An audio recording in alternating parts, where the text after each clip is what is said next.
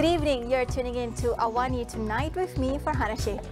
Survey found most Malaysians are generally happy with their lives. An alleged breach of MOU inked between Malaysia and Indonesia may erode investor confidence. That's coming up.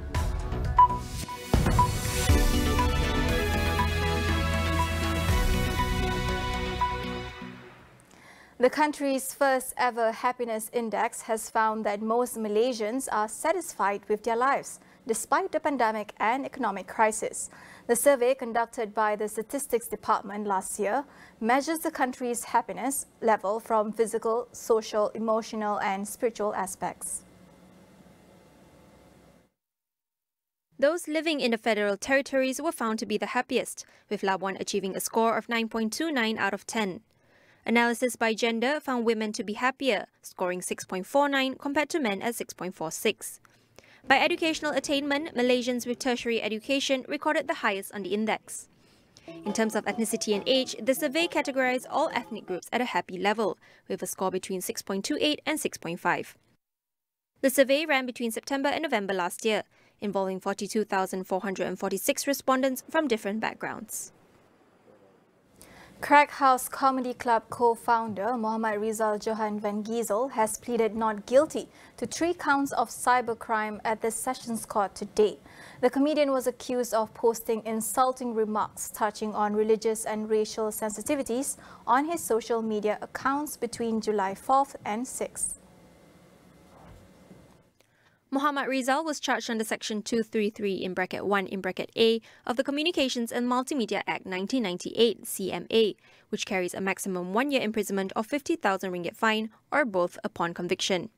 He was granted a 12,000 ringgit bail for all charges and ordered to surrender his passport to the court. Rizal's comedy club has been making headlines since a controversial performance by Siti Noor Amira Abdullah there went viral for being insulting to Islam. She was charged under Section 298A (1) of the Penal Code, while her partner Alexander Navin Vijaya Chandran, who recorded the performance and uploaded it online, was also charged under Section 233 of the CMA. Police have arrested a couple in Branang Hulu Langat in connection with a child abuse case involving a 4-year-old girl. A video of the abuse went viral earlier today, with the woman caught beating the child with a broom, forcing the girl to eat until she vomited. Police were alerted to the case after a report was lodged at 12:14 a.m. today.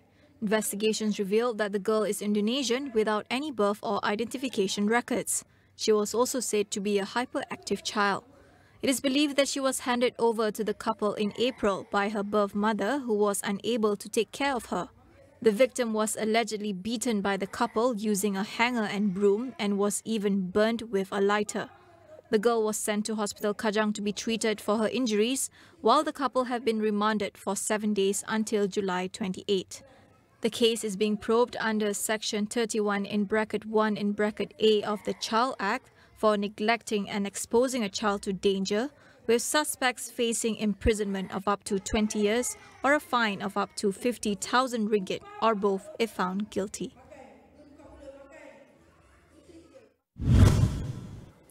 Malaysia currently faces a temporary freeze of Indonesian workers due to an alleged breach in the MOU signed between both countries. Raja Ahmad Iskandar Faris from REFSA believes that the issue may have wider repercussion by damaging Malaysia's reputation and badly impacting investor confidence. So as source countries, it's natural for them to be concerned when there are reports regarding infringements of human rights, of labor, particularly concerning nationals from their country. For this episode, alleged infringements like this of MOUs, infringements of any MOUs, put Malaysia in an extremely bad light. This is detrimental to investors' confidence, because trust is essential when it comes to a business transaction and for investors making decisions to invest in certain countries. So I think ultimate building blocks of trust includes the confidence in public institutions, rule of law, and the government honoring their word based on written agreements. While there have been suggestions to look for foreign workers in other source countries, Iskandar said it may be easier said than done. We are talking about Indonesia because they are readily available talent that has the necessary skills for plantation sector. For example, in palm oil, Indonesia has a palm oil sector. So those talent in Indonesia, they are familiar with the industry. Then we can use that talent is replaceable talent one-to-one if we compare from Malaysian talent to foreign worker talent. Whereas if we source from other countries like Pakistan, India, Sri Lanka, we need to train them from the ground up to make themselves ready in order to perform the tasks necessary for this industry. So it's easier said than done, and particularly it misses the mark of this talent are not readily available to work in this sector that we require as Malaysia, as a producer of palm oil and other plantations. Malaysia should gradually reduce its dependency on foreign workers. Iskandar said doing so would require automation and hiring more local talents. Steps to mechanize in these areas and also train workers and look at different areas to attract talent to these sectors need to be implemented. I understand some degree of increase of salary has been pushed in the plantation sector, but there are also still challenges to recruit local talents. But these are, I think, problems that the industry and government needs to look into to find the source. Why are there reluctance for local workers to join this sector? I think just relying on foreign labor for the medium and longer term would not be viable, because for foreigners, for source countries, they are also experiencing growth of economic productivity and industrialization. So there are jobs being created at their home country. If the wages offered by businesses there is comparable to wages offered here in Malaysia, then it doesn't make sense for them to send workers or to travel so far to Malaysia to work. Might as well they stay at home, stay put, and work in their home countries, or work in other countries that offer better wages. We will go for a quick break. Stay with us.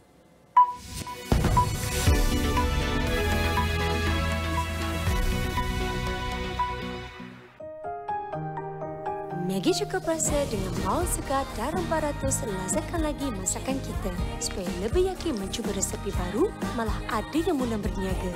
Berani cuba, rasa hasilnya.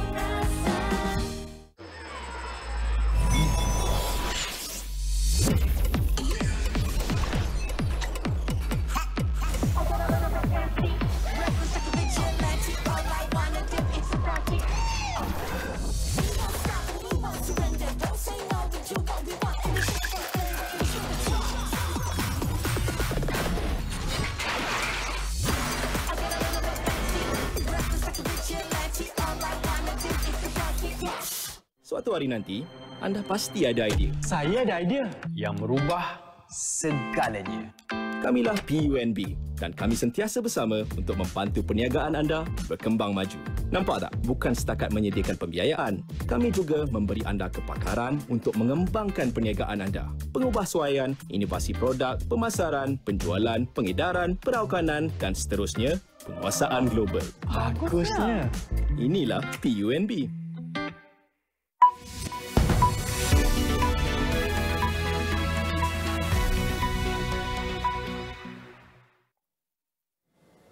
Welcome back. Many factors contribute to frequent flash floods in Kuala Lumpur. Ting City's Hamdan Abdul Majid says, aside from climate change resulting in intensifying rainfall, another reason is the inability of drainage systems and infrastructure to handle it. He shares his thoughts on how to avoid further damage from flash flooding in the city. I think it's got to do with the behavioral norms we take it for granted that we turn our drains and a grey water infrastructure as equally as dump sites. Or instead of just transporting water through the infrastructure, we end up now transporting grease, we transport other forms of waste and so on. In fact, this is one main issue that exists, whereby our current grey infrastructure that exists in the city has been compromised by virtue of the fact that there is a high incidence of cross-contamination arising from other forms of waste, and waste disposal takes place in the grey infrastructure system. Obviously, there's no way that you can put a direct link between a single event and climate change, or what do you call the infrastructure. It's a composite sets of things that eventually causes what do you call flash flood events. And the problem is that this composite event seems to be happening much frequent than before. Hamdan says it requires political will to push for efforts to better stormwater infrastructure in cities. It includes consideration about understanding the current stormwater infrastructure, our grey water infrastructure, drainage systems, and see to what extent there is need for deblocking or even possibility of the need for upgrading in critical areas where there is high incidence of flash floods, where it could be because it's low-lying, it could be the case that the capacity is not present and so on. Third, I think it's got to do with we need to actually have high-level enforcement to ensure that that disposal into our drainage and stormwater infrastructure is not compromised, and that requires immediate action. And that's something that can be done, but it requires political will. But in the longer term, I think it's about looking at our overall city infrastructure in a comprehensive manner. On to the international front, Singapore hanged a convicted drug trafficker today, marking its 5th execution in under 4 months. Nazri Lajim was executed in Changi prison this morning, despite calls for clemency. The 64-year-old Singaporean had filed an application for a stay of execution yesterday. The court, however, dismissed his bid, calling it an abuse of process. Nazari was sentenced to the mandatory death penalty in 2017 after being found guilty of possessing heroin for the purpose of trafficking in 2012. All 5 executions in Singapore this year were people convicted of drug offences. Among those hanged were Malaysians Kalwan Singh and Nagendran K. Damalingam. Meanwhile, in New Zealand, residents are dying from COVID-19 at record levels as the country battles a new wave of the Omicron strain that is mostly affecting the older population. A total of 26 people have died from COVID-19 in the last 24 hours, all aged over 60. The country of 5.1 million population currently faces a surge of infections, mainly driven by the Omicron BA.5 subvariant. 64,780 active cases have been recorded in the past 7 days, but authorities say many more infections are unreported. Once praised for its swift management of the pandemic, New Zealand was largely free from the virus until the end of 2021. The government dropped its zero-COVID policy this year once the population was largely vaccinated. It continues to resist pressure to reinstate restrictions on public gatherings or mandate masks at schools. The United States reported its first case of polio in almost a decade. Health officials say a young adult from New York had tested positive for the disease. The patient is no longer considered contagious but has developed paralysis. Tests run by the State Health Department's lab showed that the patient previously received an oral polio vaccine, which is no longer administered in the US. This could mean that the patient picked up the strain in a country where the vaccines are still given. According to the Centers for Disease Control and Prevention (CDC), the US last recorded a polio case in 2013. It says no cases of polio have originated in the US since 1979. Will more autonomy and decentralization help reduce current education inequities in Sarawak? Tonight on Consider This, Melissa Idris speaks to Deborah Driss and Professor Rusia Goh about the long-standing but pressing issues in education for the territory of Sarawak. That is all we have for you on behalf of AWANI tonight. We would also like to wish you a happy Sarawak Day. I'm Fana Sheh. Have a good weekend and thank you for watching.